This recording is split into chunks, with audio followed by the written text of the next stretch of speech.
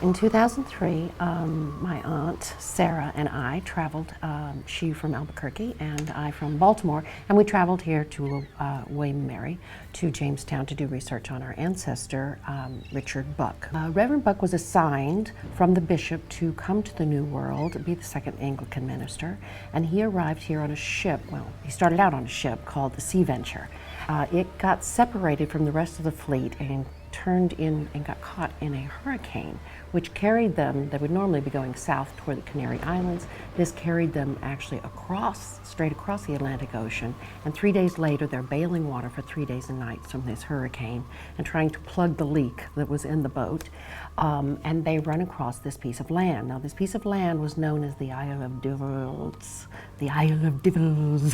and it was considered haunted. Well, they were about to lose their ship, and so they decided to face their courage, and they ran the ship into the coral reef and then swam to shore for safety. So this was the area that was known as Bermuda.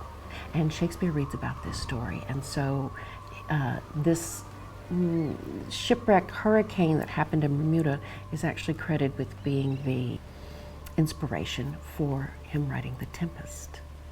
So here I am, Tamara Johnson, married to Christopher Lawrence Owens, my husband.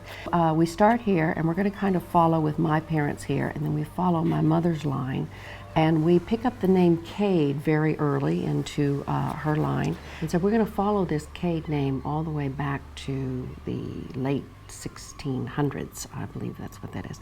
So we're following Sumter, Erasmus, and James Lafayette. From this, we have a whole bunch of begatting going on in all these pages in here. So we're going to pick up with Elizabeth Buck here, her son William, and we're going to pick up her father, Richard Buck, Reverend Buck. I'm actually descendant from his daughter, first daughter that was born over in England and came over later into the New World. With Shakespeare, I think I love the story that Miranda is there. She's with her father. They have been dropped off. She's never seen an Englishman. And I think that that is kind of a reflection of the story of Pocahontas. When we came here, our first production was to do The Tempest because I felt like I was reclaiming my land in a way.